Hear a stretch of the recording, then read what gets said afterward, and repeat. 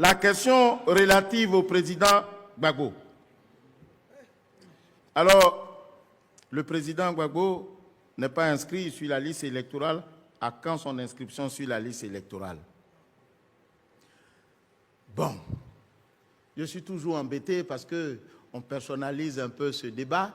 C'est vrai que le président Gbagbo n'est pas n'importe qui, mais ils sont bien nombreux, les Ivoiriens, à la suite de la déchéance de leurs droits civils et politiques qui ne sont pas inscrits sur la liste électorale.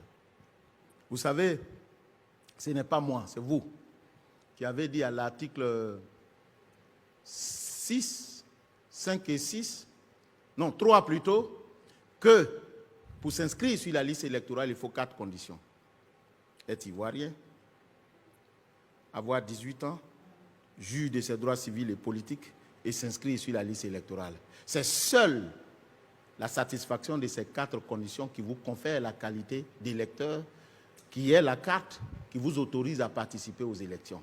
Ce n'est pas de mon cru, c'est de vous. Il se trouve qu'à l'occasion de la révision de la liste électorale, nous écrivons à la justice. Donnez-nous la liste de toutes les personnes qui sont déchues de leurs droits civils et politiques. Le président Gbagbo, comme tous les autres, se trouvait sur cette liste. La commission électorale a tiré les conséquences. C'est vrai. Il semblerait qu'en politique, il faut jouer au billard. C'est-à-dire la balle qu'on tape n'est pas celle qu'on veut, c'est celle qu'on tape va taper, c'est celle-là qu'on veut. C'est vrai que vous voulez passer par la commission électorale indépendante pour porter haut votre revendication.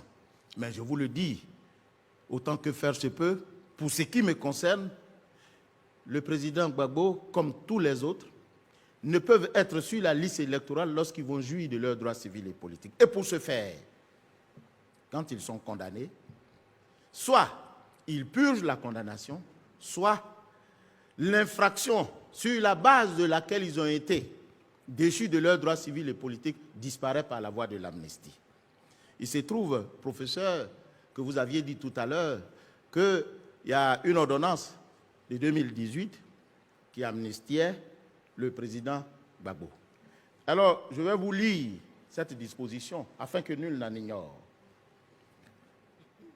Bénéficient d'une amnistie les personnes poursuivies ou condamnées pour des infractions en lien avec la crise post-électorale de 2010 ou des infractions contre la sûreté de l'État commises après le 21 mai 2011 à l'exclusion des personnes en procès devant une juridiction pénale internationale ainsi que les militaires et les membres des groupes armés. En 2018, pendant que cette loi était prise, cette ordonnance était prise, le président Gbagbo était devant la juridiction internationale. Mais toute chose dite, il faut retenir qu'il ne ressortit pas à la commission électorale indépendante de statuer sur l'état d'un citoyen. Si le ministère de la Justice constate que le président Gbagbo ne mérite plus d'être sur la liste des personnes déchues, le ministère va saisir la commission électorale indépendante et nous allons aviser. On aura failli lorsque sur cette liste, il y a des personnes qui n'y figurent pas et que par notre propre mouvement, on les a radiés par notre fait. Mais tant qu'il sera sur cette liste, c'est vous qui allez me reprocher de le remettre sur la liste électorale alors qu'il ne mérite pas d'y être.